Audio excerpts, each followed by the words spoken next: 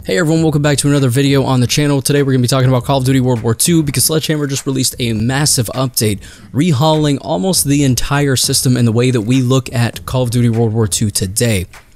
Along with this, they've updated plenty of things like the supply drop system, the fact that pistol grips are no longer here, and today in this video we're going to be going over all of that and more.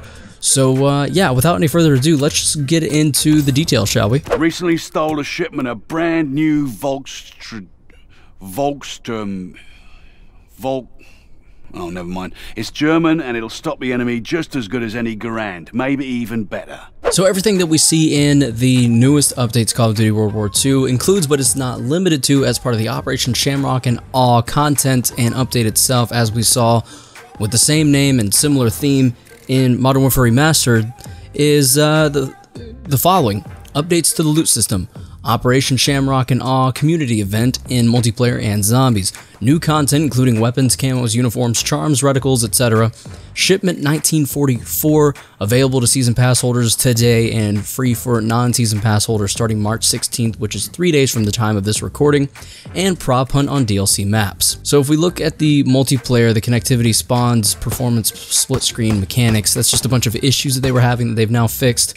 Maps, they fixed a couple of exploits on Gustav Cannon and Occupation, fixed error when loading into a custom TDM match on Anthropoid. That's a very specific issue, but you know what? Glad they're fixing it. That's cool. Party system, fixed issue where upon opening supply drops from the options menu in headquarters, players would sometimes be transported in another part of HQ. That's really weird. Fixed issue where players were unable to abandon orders when in Major Howard's menu. That was extremely annoying. I actually came upon that problem like every day during the resistance event, and it was very frustrating to say the least. We got various UI fixes and improvements in both the split screen, text descriptions department, in-game store, menu tabs, firing range, missing/incorrect icons, division slots, soldier stats, widgets, text overlap. Lots of fixes to the UI, and they've kind of overhauled it and redid it completely, which is really nice. It looks really clean now. Audio, the fixed issue where players would hear the sound of a truck driving when loading into headquarters. Okay, I did experience that one sometimes, but it wasn't terrible. Weapons and score streaks, the fixed issue where unlocking new score streaks also equips them when players have 3 already equipped. Really weird. Fixed issue where players were able to reload the combat shotgun past the max ammo amount. Didn't know that existed. Wish I did. Fixed explosive score streaks behavior underwater. Nerfed the Volkswagengewehr. Oh, that sucks. Increased recoil and decreased damage range to be more on par with other rifles in its class. I don't know if you were aware, but the Volkswagengewehr was the strongest gun in the game by far, so it's probably for the best that they did this, honestly. Kind of fucks me up a little on the inside, I'm not gonna lie though. In ranked play, they pushed through some fixes for issue where players were losing MMR. That's awful. Fixed issue where when player 1, the party leader, leaves the lobby, player 2 will not be automatically pulled out with player 1. That actually happened to me and my friends quite a few times. That one was pretty annoying. Various UI fixes and improvements, icon menu tabs. Fixed issue where one player is kicked for an activity, remaining players were also kicked. That sounds frustrating. Game battles, Codcaster, esports mode. You guys can read those, I'll throw them up on screen. Zombies, various UI fixes and improvements. I don't really play zombies that much in this game. Fixed functionality issues. Okay, yeah. Okay, so included in the Shamrock and Awe event going from March 13th through April 3rd is a bunch of St. Patrick's themed gear, weapons, and featured modes. I've seen camos, I've seen uniforms, I've seen entire gun variants dedicated to this St. Patrick theme, and they're also doing a leprechaun hunt mosh pit. And I saw this in the orders screen and almost couldn't believe it, but there's a daily order for killing a leprechaun. You definitely heard that correctly. You hunt down and kill a leprechaun in a specific playlist dedicated to that task. It says the Leprechaun Hunt Mosh Pit delivers team deathmatch, hardpoint, kill confirmed, and domination modes with a twist. A fleet-footed zombie leprechaun hidden in each map. Players who eliminate the terrifying little sprite are rewarded with something better than a pot of gold. All of their equipped score streaks full and ready to deploy. Oh, what the fuck? I didn't read that before. That's insanity. Okay, well, It says this mode will be available for players as a featured public match playlist during Operation Shamrock and Awe, offering 2 times XP from 10 a.m. Pacific on March 16th to 10 a.m. Pacific on March 19th. Sledgehammer and Activision also says that the Nazi Zombies lobby in-game will be updated for St. Patrick's Day with this event. In addition, eagle-eyed players will notice some changes in the Nazi Zombies maps to celebrate the holiday.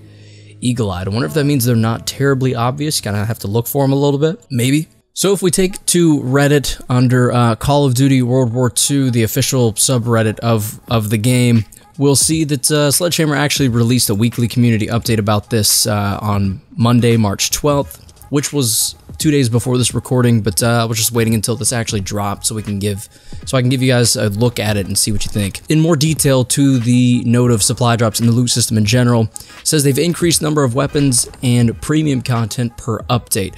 We're adding new ranged weapons, more cosmetic weapon variants, and themed uniforms with a commitment to double down on these categories moving forward, so you'll be able to get more of the content you want.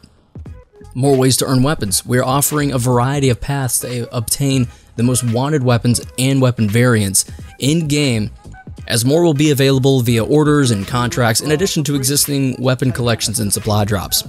Lower duplicate rates. This is the big one. This is the reason that I'm finally going to be opening I think I've got around 250 to 300 supply drops now. We are reducing the frequency of duplicates you'll receive within supply drops to deliver more new content in every drop. Thank you, Sledgehammer. Thank you. You guys, you really buttered my biscuit there, I'll tell you what. Rebalanced category reward rates. This will ensure you are getting a wider variety of content categories within every drop, which will make the unboxing experience more satisfying. We heard you on what it feels like to get triple duplicate pistol grips. Yeah, it fucking sucks. New special orders. We heard your feedback on certain weapons being available only via common supply drops and how hard they are to get.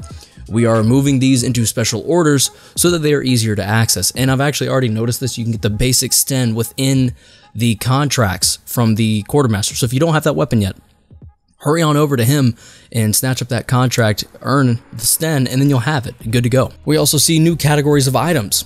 You will have more ways to customize your soldier and loadout with the introduction of weapon charms, camos, and reticles. That's right, we're getting weapon charms, camos, and reticles within supply drops. You'll now have camos, and from what I'm seeing based on what other people have opened in their supply drops, you'll have a camo dedicated to a weapon type. So when you unlock it, it'll unlock for rifles, or pistols, or melee weapons, or LMGs. It'll unlock via the weapon category itself. We are removing gold foil calling cards and won't be adding new pistol grips to the loot pool. Thank God, because I still haven't even earned them all, and I'm still sick of seeing them. Armory drops. We are adding a new supply drop type called Armory drops, which will function a lot like bribes that you can obtain for Armory credits to provide yet another way to get the content you're after. So they're already starting off with that, sticking to that promise, which is really good to see. So with Sledgehammer releasing all of these new weapons, this promise to dedicate more space in the game to new weapons, new everything, the introduction of camos and reticles and weapon charms in the game, really silly kind of things, very aesthetic driven, but honestly, being able to choose from a plethora of reticles in Black Ops 3 was nice. Didn't really like that I got so many of them, but I had plenty to choose from if I wanted to change up the way I looked down sights before killing an enemy. The custom camos are already looking really cool. I saw one that looks like a tiger. It's called, like, I don't know, Ferocious Tiger or some shit. That one looks dope. It's very black and very orange. It's very Black Ops 4-esque, honestly. There's another one called Canary that's straight yellow. I don't know. I'm excited to see where they go with these unique, you can earn these kind of camos. And for the weapon charms, so far I'm only seeing some St. Patrick's Day themed ones for obvious reasons. Shamrock and Awe is the theme of this update, so that kind of just makes sense. But it will be exciting to see in the future what other charms we get. There could be some really cool charms. I'm thinking we could see a potential Black Ops 4 emblem for pre-ordering the game in this game, potentially, or in Black Ops 3 with the calling card. There's a bunch of ways that this opens up World War II to being linked to other Call of Duty games now that we have these cool little very specific new cosmetic items.